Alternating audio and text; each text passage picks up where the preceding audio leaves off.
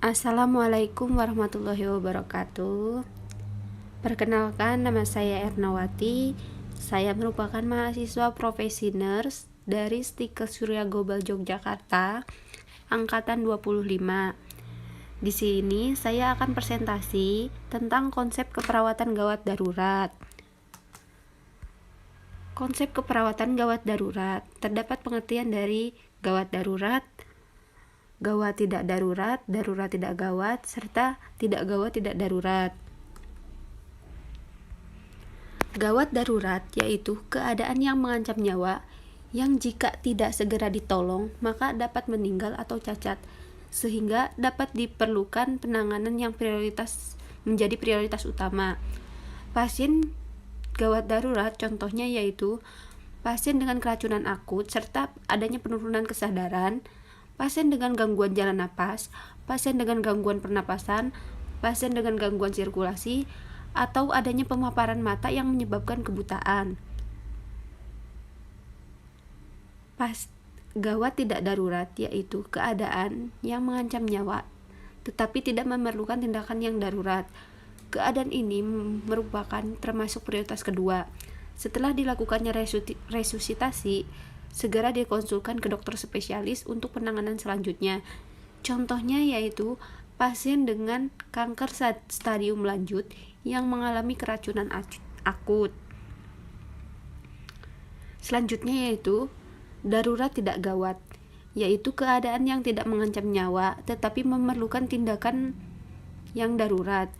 Pasien ini biasanya sadar dan tidak mengalami gangguan pernapasan atau sirkulasi, tetapi tidak memerlukan juga resusitasi dan dapat langsung diberikan terapi preventif.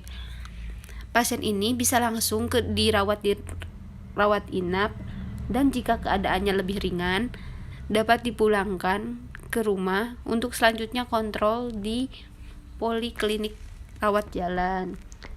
Selanjutnya yaitu tidak gawat tidak darurat, yaitu keadaan di mana tidak mengancam nyawa dan tidak memerlukan tindakan yang darurat. Gejala atau tanda klinis ringan. Setelah mendapatkan terapi preventif, penderita dapat dipulangkan dan selanjutnya kontrol di poliklinik rawat jalan.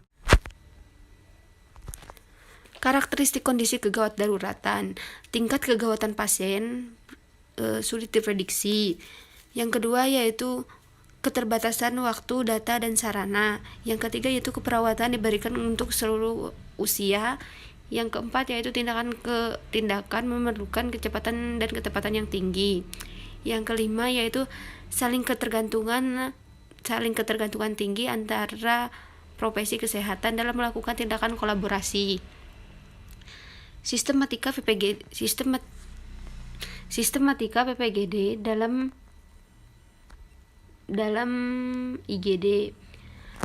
Ketika pasien datang ke IGD, maka akan dilakukan triase. Triase ini yaitu proses penentuan atau seleksi pasien untuk mendapatkan perawatan terlebih dahulu, memprioritaskan terlebih dahulu mana yang harus mendapatkan tindakan, mana yang tidak, yang memerlukan waktu rentan responnya lebih sedikit. Selanjutnya akan dilakukan primary survey. Primary survey ini yaitu usaha yang dilakukan untuk mempertahankan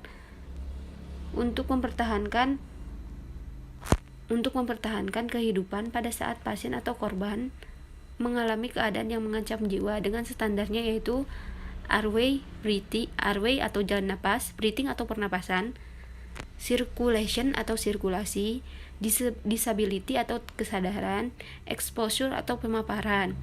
Selanjutnya yaitu secondary survey. Secondary survey ini adalah pemeriksaan seluruh tubuh yang teliti, di mana dilakukan head to toe, baik di depan atau di belakang, serta mengevaluasi ulang terhadap pemeriksaan tanda-tanda vital pasien. Selanjutnya akan dilakukan stabilisasi dan akan mendapatkan rujukan atau terapi preventif. Triase merupakan proses pemilahan pasien berdasarkan kebutuhan terapi atau sumber daya yang tersedia, di mana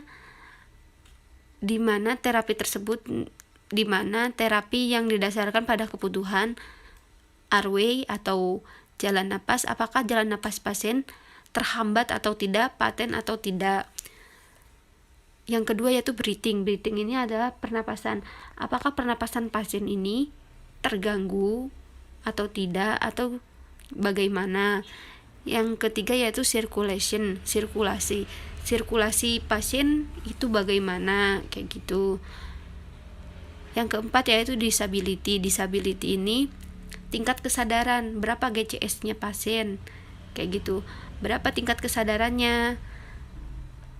Yang kelima yaitu exposure ini paparan, apakah kondisi pasien tersebut ada patah tulang atau tidak, ada jejas atau tidak, ada, dan lain-lain.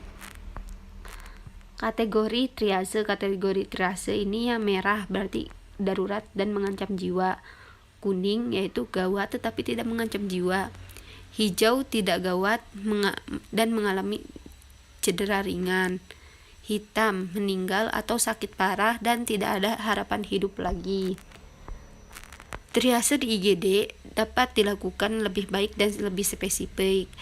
Retriase diperlukan karena adanya keterbatasan yang meliputi alat, staf, dan perkembangan kondisi pasien dari tempat kejadian ke rumah sakit.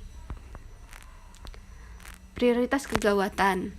Merah yaitu gawat darurat dengan waktu rentan responnya yaitu 0 sampai 10 menit. Contohnya yaitu kondisi-kondisi di mana adanya masalah airway-nya, breathing-nya, circulation-nya. Ada juga pasien yang mengalami kesulitan bernapas, pasien yang mengalami cedera kepala berat, pasien yang mengalami cedera tulang belakang, pasien yang mengalami shock, pasien yang mengalami kejang, nyeri dada, cedera multiple, trauma dada atau abdomen terbuka, kelainan persalinan atau pendarahan yang tidak terkontrol.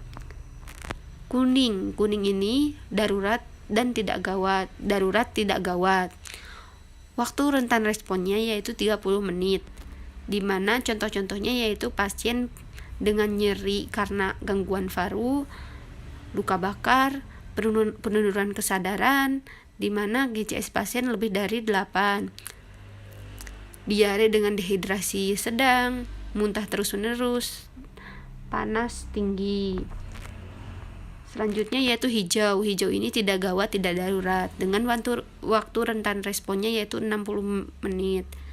Contohnya yaitu pasien dengan fraktur tertutup, dislokasi, luka minor atau batuk. Hitam ini yaitu death on arrival, di mana waktu rentan responnya yaitu 120 menit. Contohnya yaitu di mana pasien tidak memiliki harapan hidup lagi atau pasien dinyatakan meninggal. Sekian presentasi yang saya sampaikan. Mohon maaf apabila ada kesalahan dalam penyampaiannya. Assalamualaikum warahmatullahi wabarakatuh.